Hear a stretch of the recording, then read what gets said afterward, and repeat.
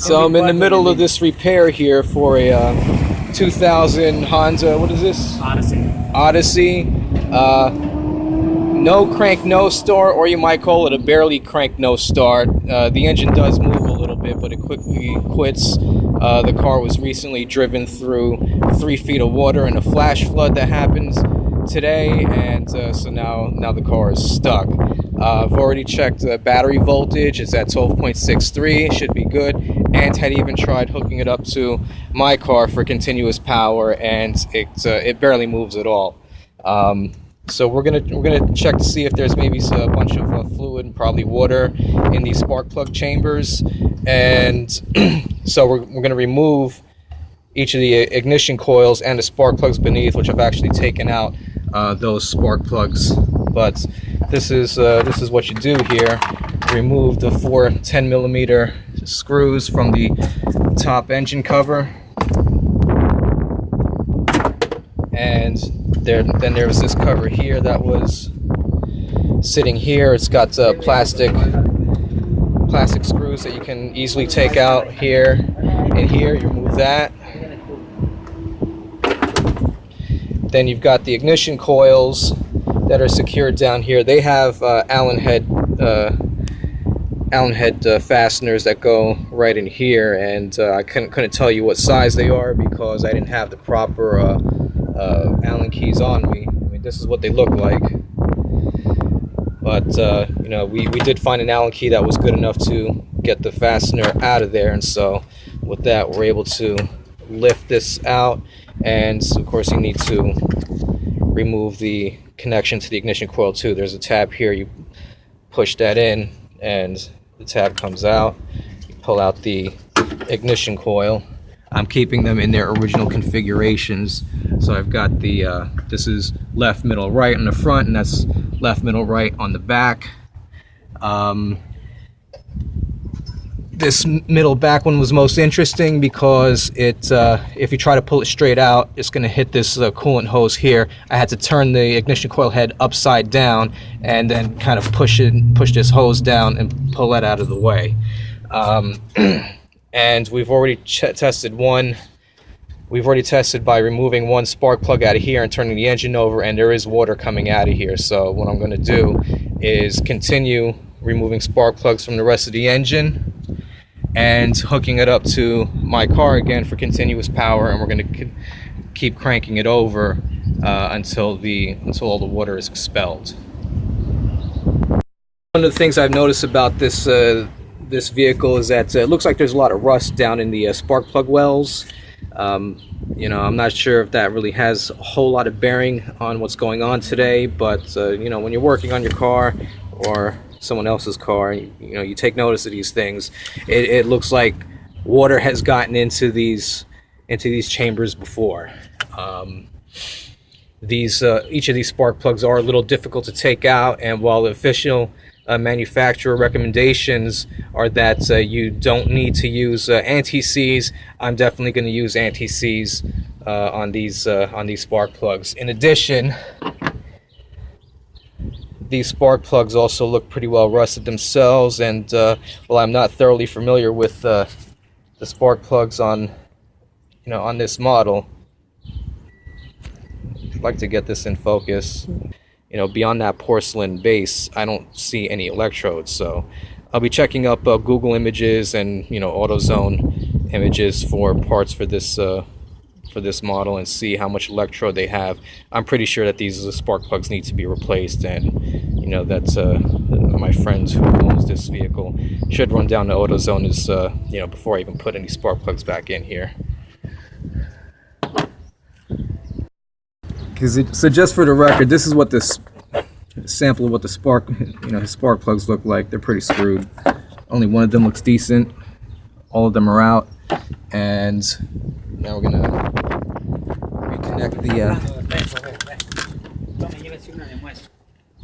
reconnect the cars to each other. I'm gonna start mine. Okay, so that's it. Okay, start my car.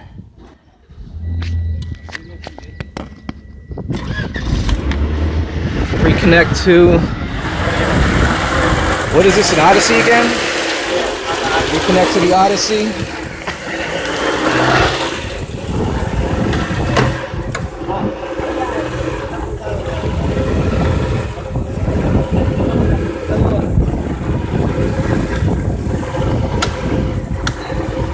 And crank the engine over. Alright, let's check this. Whoa. Again, a lot of water coming out of here. Smelling gas too, but you're going to smell that because it is going to expel the gas that gets into the piston chamber. You probably should have disconnected the main relay first. I decided to disable the main relay. This is the main relay up here. This is the plug. So obviously I've unplugged it. Sitting in here like so. Press down on this tab. It's a pain, even though it's simple to explain. Getting a screwdriver in here, holding that as tightly as I could without also slipping and breaking these wires. Hold that tab in there, pull that down, and now no more gas getting into the spark plug chamber as I continue to crank this engine over and try to flush out the water and excess gas that's in there. Okay, crank it!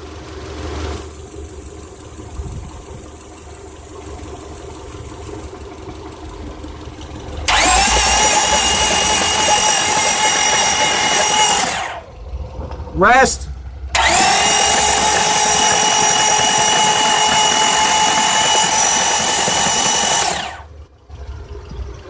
Rest!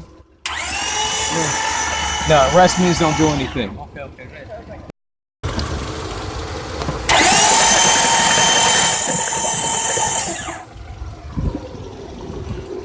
Yep!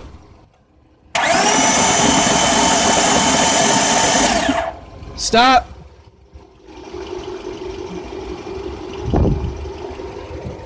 Again!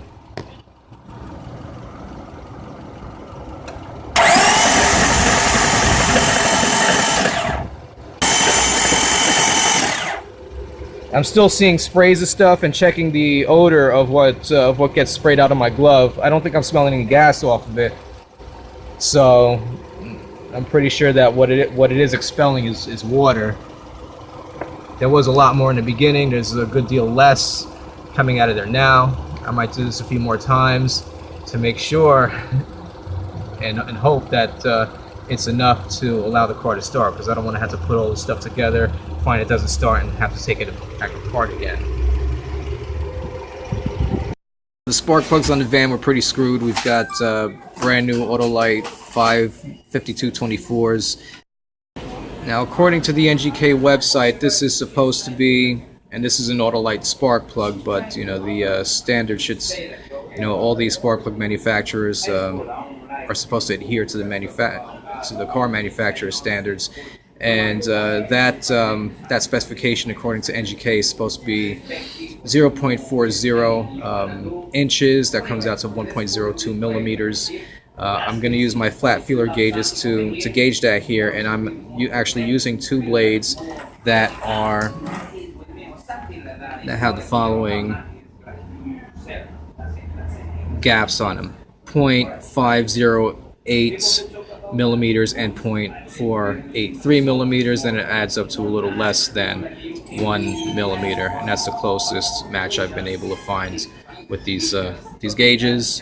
So technically they're going to be a little short on the gap, but I guess we'll say that it'll even out as the spark plugs wear.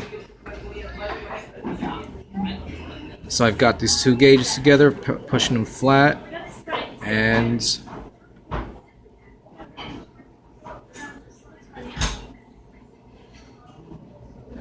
yeah, they barely get in there. I'm going to call that gapped. Moving on to the next one. I mean, in the case of this 2000 3.5 liter V6 Odyssey, do this 5 more times. Ready to install these new spark plugs in there. I'm gonna put some dielectric grease around the tip here and around the threads. Going to put some anti-seize.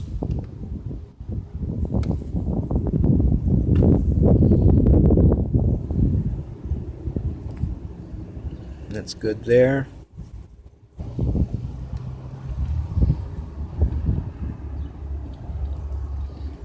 Of course, these spark plugs are fine, but the motor it's going into isn't.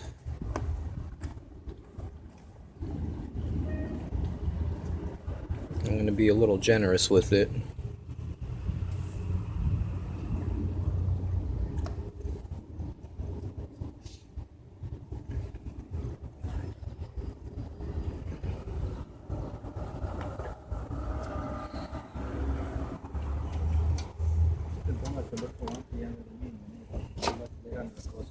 Coge el azul ese que está ahí.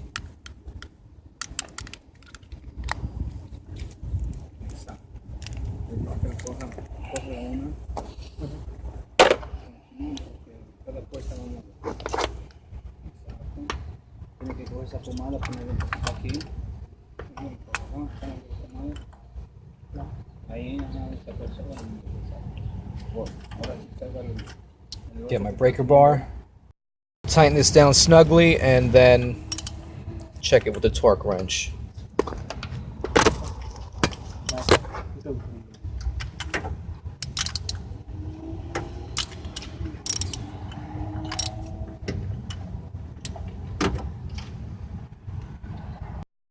Accessing the spark plugs in the back isn't too bad, even though I don't have a direct view of them myself.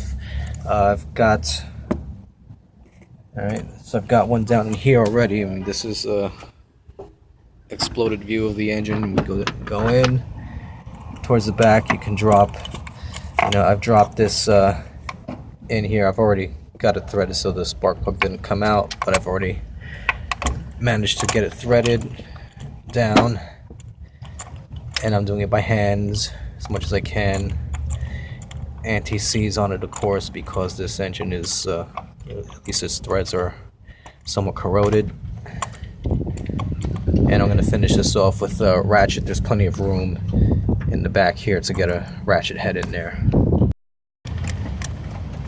So get a ratchet in there.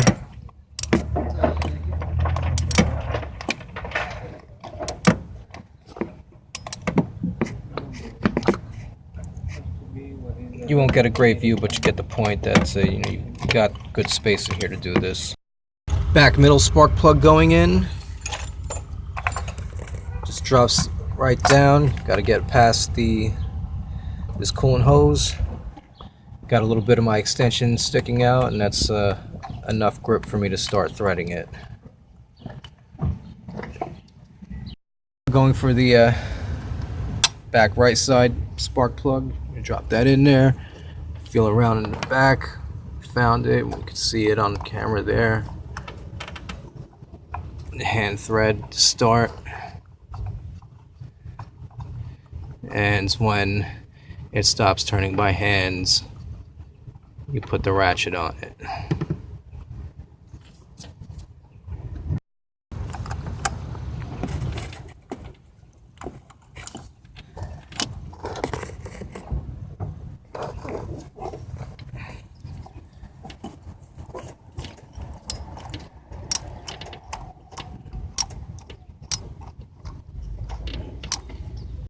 Going with 13 foot-pounds on this engine. That's all I could find, for the only information I could find on this engine. And on my 3/8" drive torque wrench here, each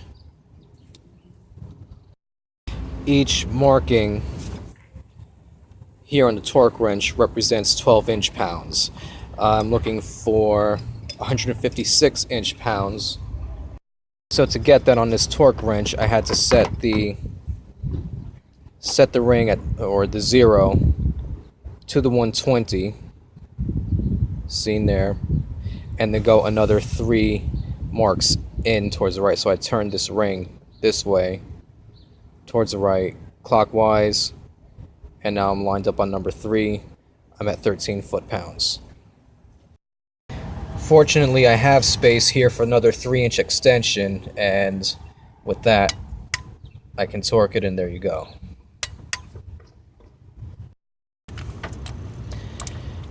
Next spark plug. Done. Third one. Done. Left. Done. Okay, back middle.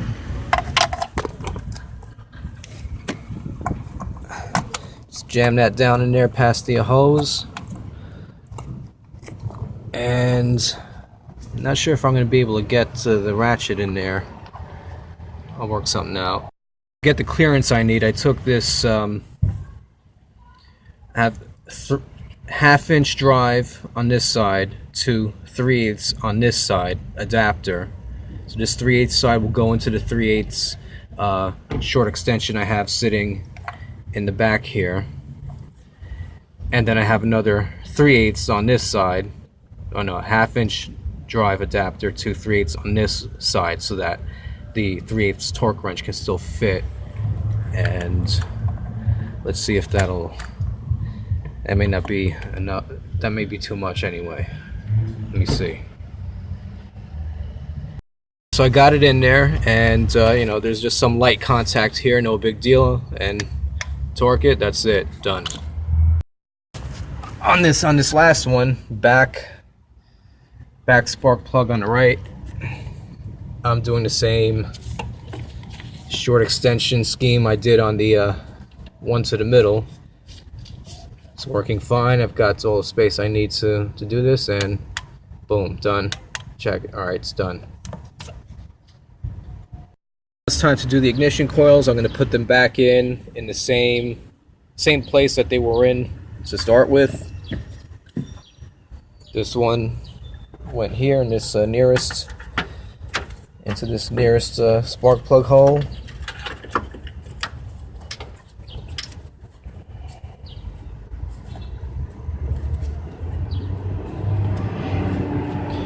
Get your Allen head fastener. Not even sure what size it is because I didn't have exactly the right one for it, but I still found something that was good enough to take it out. Unfortunately, it wasn't difficult to take out, so you know that I didn't really need the right one at that time. And I think I'm going to put some anti-seize on this because you can see how much grime there is on these things, and they're going to be difficult to thread. So I've placed the ignition coil back in. I've got anti-seize on each of the Allen head fasteners that are going to go back onto them. Thread this down by hand to start with. You know, this is definitely feeling easier than it was without the anti-seize. Don't have torque spec information, unfortunately. I'm just going to go snug. And I'm going to hand thread all of them in first, and then tighten it down with the Allen key.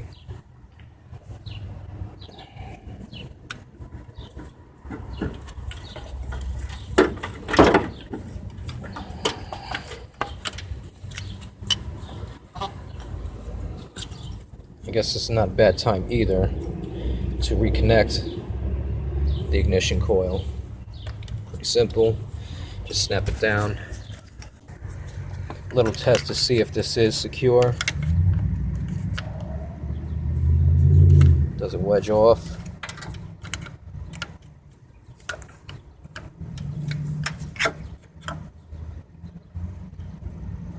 Doesn't seem to be.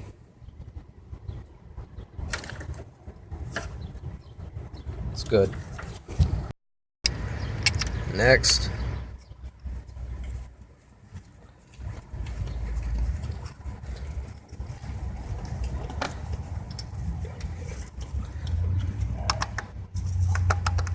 That's good.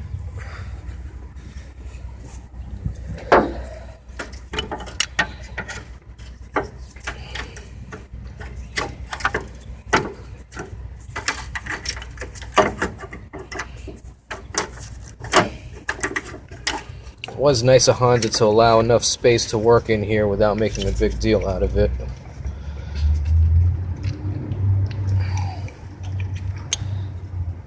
It's good.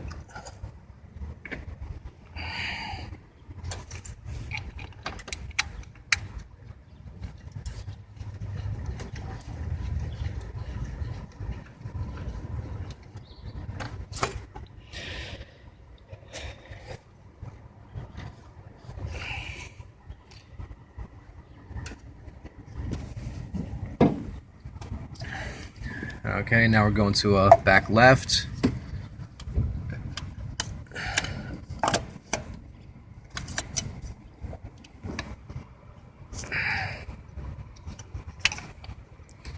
We get the fastener in there.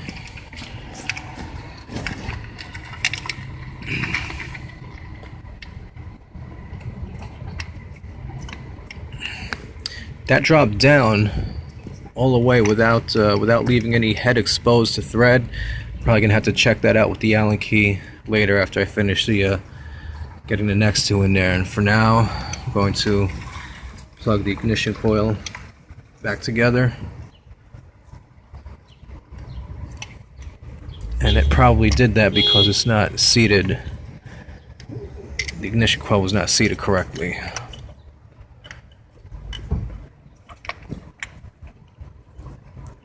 A little tough to tell since I can't see directly back there, so now I'm going to drop this head in, start wiggling this thing around until I feel the fastener catch some. Yeah, I've got threads now. I mean, it stops when the threads meet. The fastener stops with some head still exposed, and that allows me to turn it by hand. It's threading in nicely, so now I've got it. I've got the ignition coil oriented correctly, and it's good enough to put the plug back on.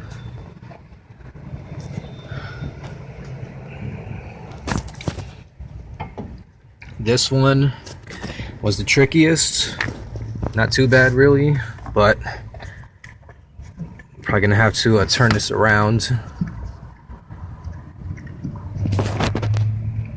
So this middle one, so let's see, how do we get this thing in there? I mean, it's going to have to be facing up this way. And let's see, what does it take to get this thing in there? I'm kind of muscling it a bit, and sometimes that's what you got to do. Now, another Allen head fastener, caught threads.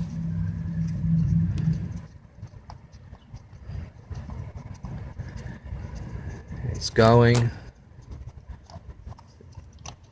and plug that on. One more left.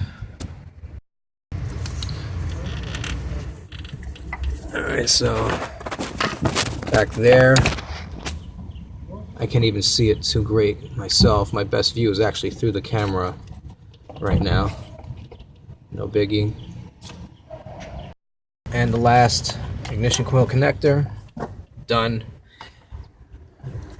Now we finish tightening the Allen keys, or Allen head fasteners, Allen head bolts.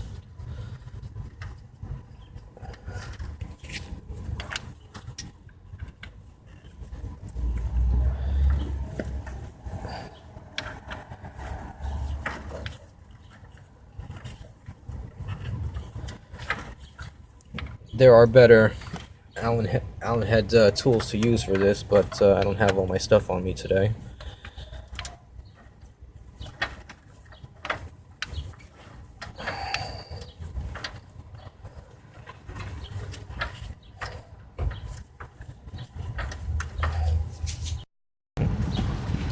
Finishing touch. Snug. Next. Snug. This is how I finished threading it down to begin with. I put the long end in so I can pretty much spin it. It spins freely until it doesn't. And once that happens, I put in the short ends for better leverage.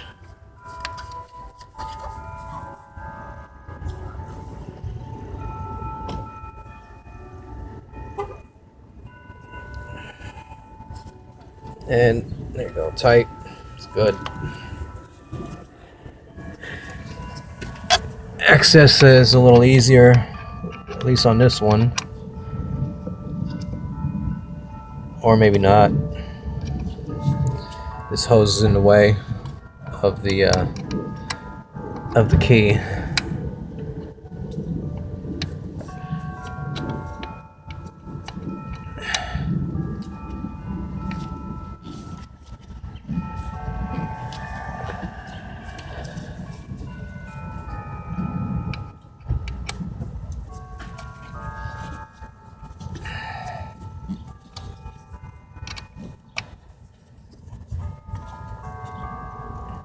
Alright, that's good.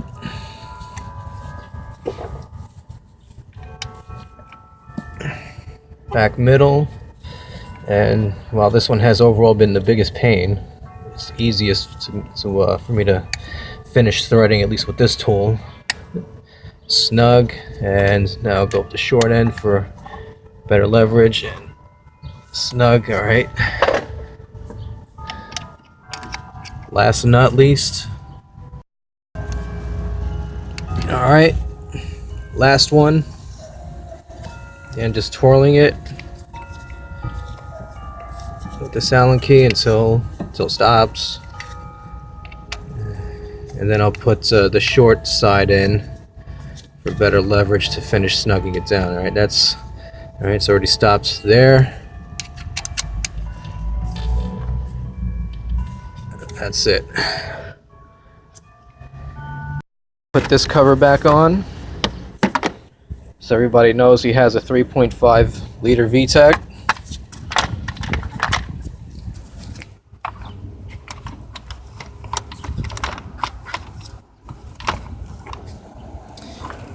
I want to get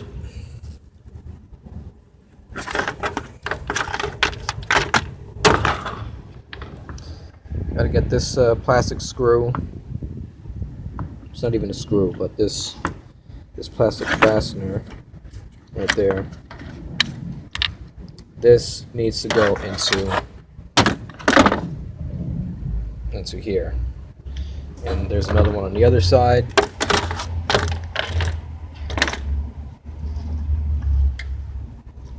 Yeah, that has to go into here.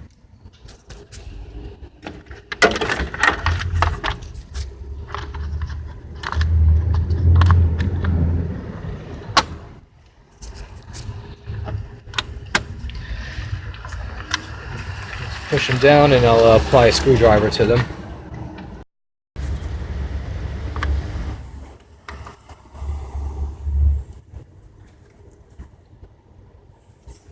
Now I put the main engine cover back on.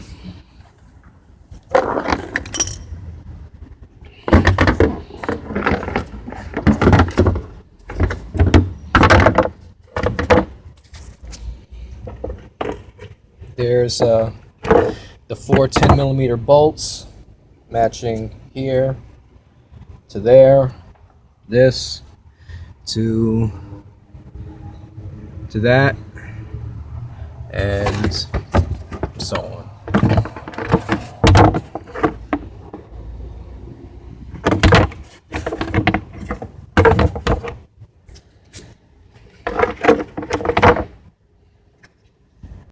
Probably won't take anyone long to figure out, but when you're putting this cover back on, this notch lines up with that bolt stud or stem down there. And now we're ready to put the screws back on.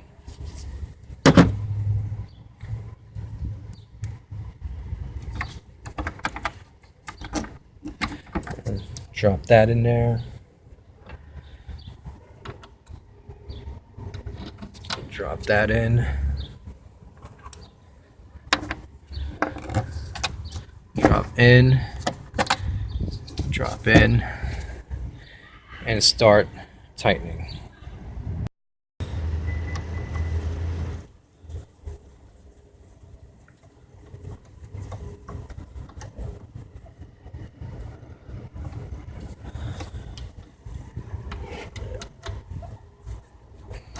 Threading first by hand, well, just because.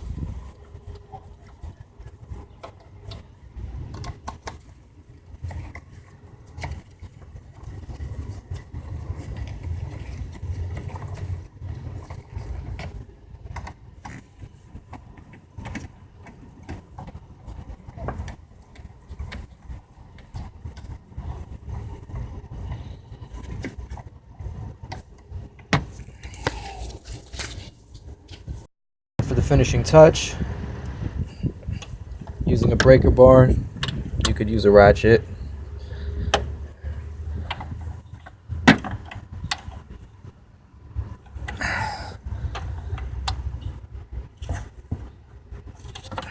You don't have to be that tight.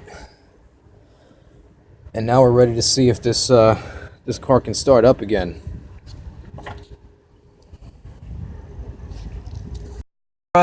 Before the car could start up, we had to plug the main relay back together. So here's this plug. There's the main relay. Very simple. It snapped together. Good. Let's try this.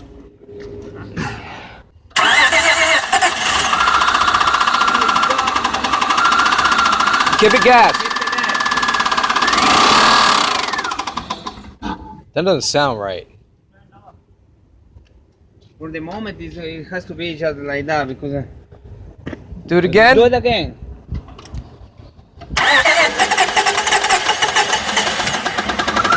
Okay, déjale ahí un rato. That sound.